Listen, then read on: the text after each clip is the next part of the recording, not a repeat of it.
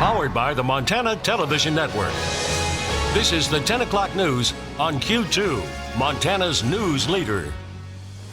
Good evening, everyone. Thanks for joining us tonight. I'm Russ Riesinger. President Trump gave a Friday night Independence Day speech with Mount Rushmore as his backdrop tonight. The president's trip to South Dakota drew crowds with social distancing enforced. Without, I should say, social distancing enforced. CBS News correspondent Natalie Brand has more. President Trump kicked off the Independence weekend Friday night as thousands gathered for his visit to Mount Rushmore. Mount Rushmore will stand forever as an eternal tribute to our forefathers and to our freedom. In South Dakota, officials said that social distancing and face coverings would not be required at the celebration, though organizers provided masks for those who wanted them. Everybody in our family has really been healthy, and so this is really the first big thing that we've done away from our town. The president, in his speech tonight, took aim at efforts nationwide to remove controversial monuments and statues. Our nation is witnessing a merciless campaign to wipe out our history, defame our heroes, erase our values, and indoctrinate our children. Native American groups protesting the event view Mount Rushmore as a desecration of stolen land. Here in Washington, the president will continue to celebrate the 4th of July holiday, hosting a Salute to America event on Saturday. The White House says frontline workers, military members, and their families will be among those watching from the South Lawn. A spokesman says facial coverings will be provided, and the Department of the Interior says more than 300,000 masks like these will be available for spectators on the National Mall. Natalie Brand, CBS News, the White House. A campaign source has confirmed to CBS News that Kimberly Guilfoyle, a senior Trump campaign official and Donald Trump Jr.'s girlfriend, has tested positive for the coronavirus. Guilfoyle traveled to South Dakota for the president's speech, but was not on Air Force One. Tonight, Montana reaches more than 400 confirmed active cases of COVID-19. Yellowstone County with the most right now at 105. The state reports 45 new cases today, and 3 more people admitted to the hospital. So far, more than 97,500 people have been tested. Well, just a little more than a week after Governor Bullock loosened restrictions on nursing homes, Yellowstone County is again clamping down on the facilities. There have been positive COVID cases at 7 senior care facilities in the county. We told you yesterday that a staff member had tested positive at St. John's United. They're now testing all the staff and residents who were in that nursing home building. There have also been cases at Eagle Cliff Manor, Avantra, and Morningside, and that was the reason for today's new health order, which will prohibit visitation at all skilled nursing facilities, assisted living facilities, memory care facilities, and adult group homes. In the last week, we've seen nearly a dozen COVID-19 positive cases in a number of senior care facilities involving both residents and staff at those facilities. We've been working closely with those impacted facilities on investigation, infection control, and we've recommended that those facilities test all residents and all staff.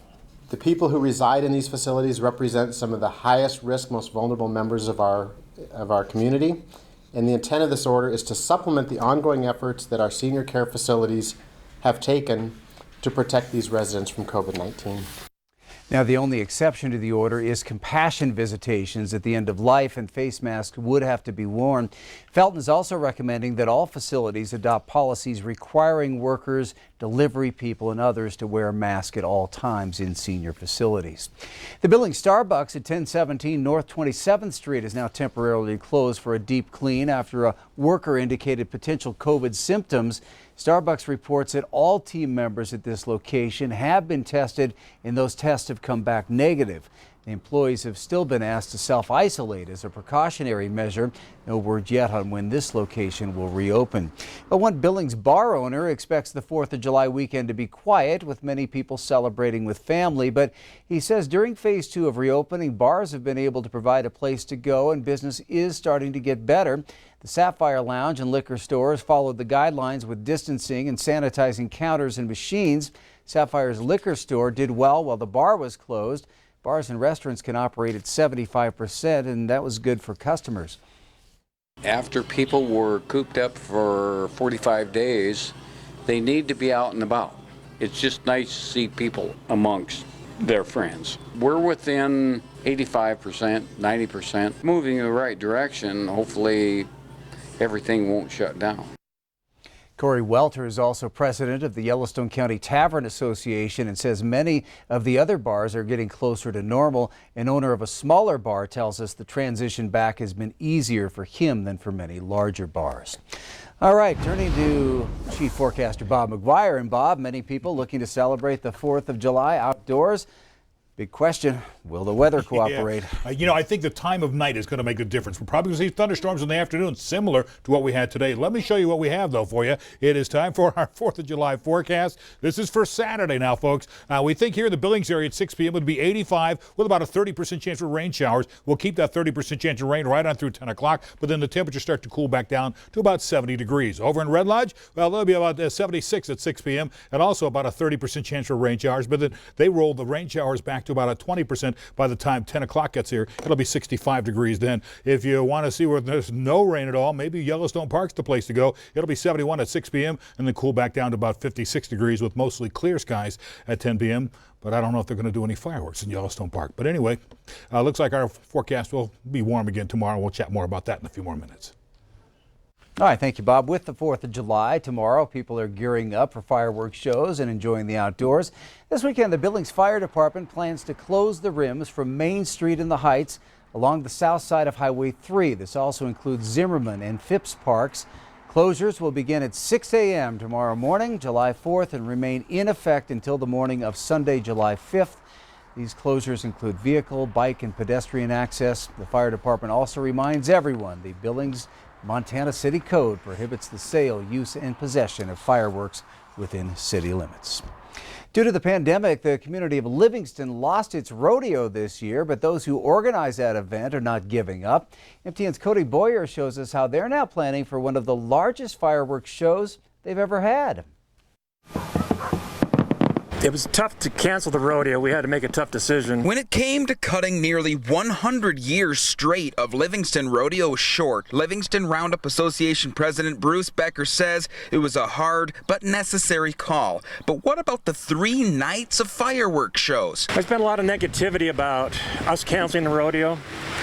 But again, based on what we knew at the time, I don't think we had a choice. We had to do something to protect the citizens from being exposed to the COVID virus. To Becker, the show couldn't end in a fizzle, especially after raising $19,000 for it. We have a fundraising event in February. It's called the Boots and Buckles Ball, specifically to provide fireworks for the rodeo. Now, Becker says unlike in years past when they've had 3 shows all set up at the nearby golf course, this year they'll have one big show with fireworks launching near that Quonset hut.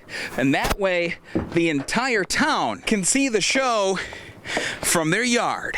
We think it's important to celebrate the 4th of July. We just can't do it like we normally do because of the COVID problem. This way, Becker adds social distancing will remain at the highest priority, as long as the weather cooperates, unlike how it behaved for us. As long as the wind stays under 20 miles an hour, we should have a show. Becker expects there to be about $25,000 worth of fireworks to launch. That'll make for a show that lasts anywhere between 45 minutes to nearly an hour. And while the gates normally restraining cowboys and their bucking broncos sit empty, Becker says that doesn't mean the end of Livingston patriotism. We are the largest rodeo in the state of Montana by purse. We're big time here in Livingston for a small town. In Livingston, Cody Boyer, MTN News.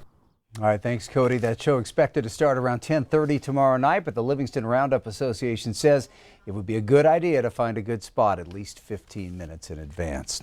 Well, kids and families will be excited to watch those displays tomorrow or even light some off themselves, but it's also important to remember that fireworks are unpredictable and can be harmful to children. According to the U.S. Consumer Product Safety Commission, 7,300 people were sent to the hospital due to fireworks-related injuries last year, and 36% of those injuries were in children under the age of 15. Kyra Huck, the state director of Safe Kids Montana, says parents should try to find safer alternatives to specialty fireworks, such as sparklers. An alternative that we like to encourage for families, especially for younger children, are glow sticks. They can do that, kind of have the same effect, but they last longer too, and they don't burn 1,200 degrees. Huck reminds parents of these important rules. Leave fireworks to the pros. It's best not to have any fireworks at home. Take necessary precautions to avoid injury and starting a wildfire, such as avoiding dry grass and flammable substances and pointing the fireworks away from your house. And lastly, keep a fire extinguisher nearby and be sure to douse fireworks remains with water. Well, the Yellowstone County Motor Vehicle Department is changing a few things here in Billings, so Q2's Jenny Fick checked it out and has what you need to know.